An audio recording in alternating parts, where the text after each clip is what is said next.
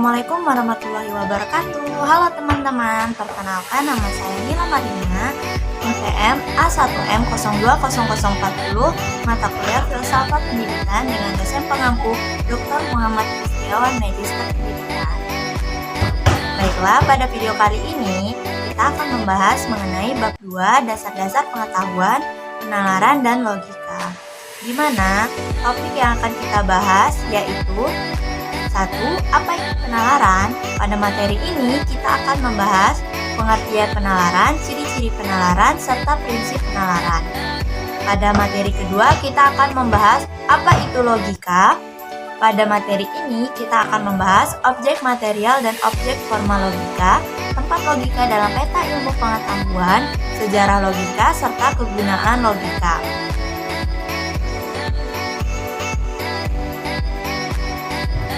Apa itu penalaran?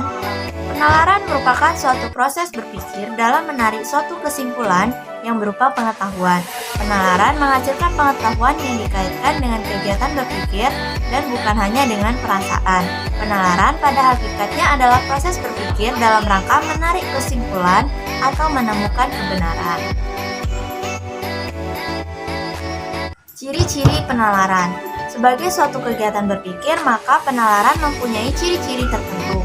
Yang pertama yaitu adanya suatu pola berpikir yang secara luas dapat disebut logika, atau penalaran merupakan suatu proses berpikir logis.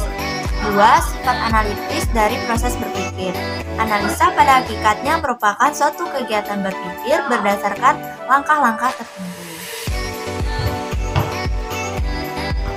2. Prinsip penalaran. Prinsip-prinsip penalaran atau aksioma penalaran merupakan dasar semua penalaran yang terdiri atas 3 prinsip. Adapun aksioma atau prinsip dasar dapat didefinisikan bahwa suatu pernyataan mengandung kebenaran universal. Kebenarannya itu sudah terbukti dengan sendirinya. Ketiga prinsip itu yaitu yang pertama, prinsip identitas atau identity. 2. Prinsip non-kontradiksi atau non-contradiction. 3. Prinsip exclusivity atau excluded middle. Apa itu logika? Secara etimologis, logika adalah istilah yang dibentuk dari kata logikos yang berasal dari kata benda logos yang berarti sesuatu yang diutarakan, sesuatu yang dipertimbangkan, akal atau pikiran, kata, percakapan atau ungkapan lewat bahasa. Dalam sejarah perkembangan logika, banyak definisi yang dikemukakan oleh para ahli. Ada yang mengatakan, logika merupakan ilmu lingkungan filsafat yang membahas prinsip-prinsip dan hukum-hukum penalaran yang tepat. Logika merupakan dasar dari semua penalaran atau reasoning. Objek material dan objek formal logika. Syarat suatu ilmu pengetahuan adalah memiliki objek material atau objek formal. Objek material, suatu ilmu ialah materi atau bidang lapangan penyelidikan ilmu yang bersangkutan. Sedangkan objek formal adalah bagaimana objek material tersebut dipandang. Objek material logika adalah manusia, sedangkan objek formalnya adalah kegiatan akal budi untuk melakukan penalaran yang lurus, tepat, dan teratur yang terlihat lewat ungkapan pikiran yang diwujudkan dalam bahasa. 2. Tempat logika dalam peta ilmu pengetahuan.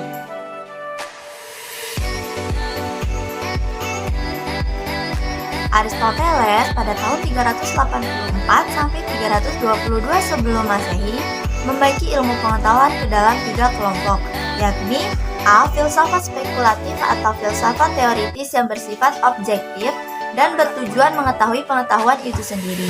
Kelompok ini terdiri atas fisika, metafisika, biopsikologi, dan teologia.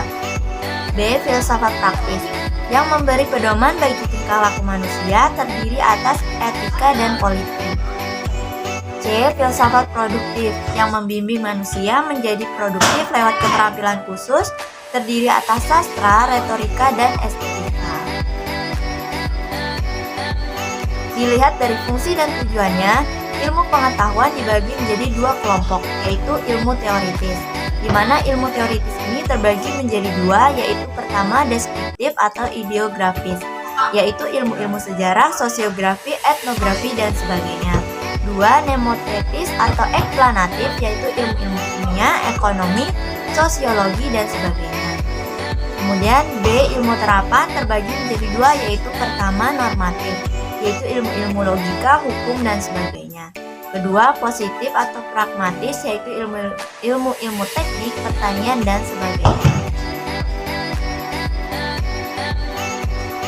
Sejarah logika. Logika dimulai sejak Thales pada tahun 624 sampai 548 sebelum Masehi. Filsuf Yunani pertama yang meninggalkan segala dongeng, tahayul, dan cerita-cerita isapan jempol dan berpaling kepada akal budi untuk memecahkan rahasia alam semesta. Thales mengatakan bahwa air adalah arke atau Yunani yang berarti prinsip atau asas utama alam semesta. Saat itu Thales telah mengenalkan logika induktif. Logika tradisional dan logika modern.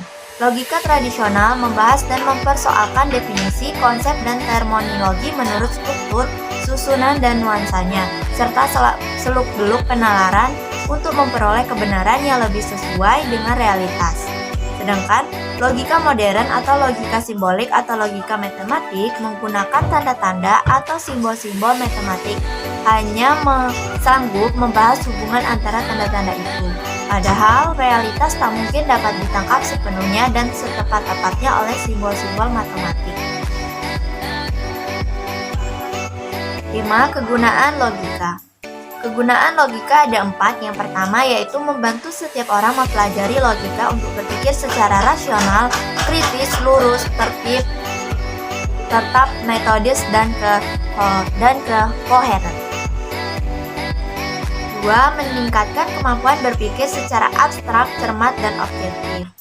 3. Menambah kecerdasan dan meningkatkan kemampuan berpikir secara tajam dan mandiri. 4. Meningkatkan cinta akan kebenaran dan menghindari kesalahan-kesalahan berpikir, kekeliruan, serta kesesatan. Baik, mungkin itu saja materi yang dapat saya sampaikan pada video kali ini. Terima kasih sudah menonton. Saya akhiri. Wassalamualaikum warahmatullahi wabarakatuh.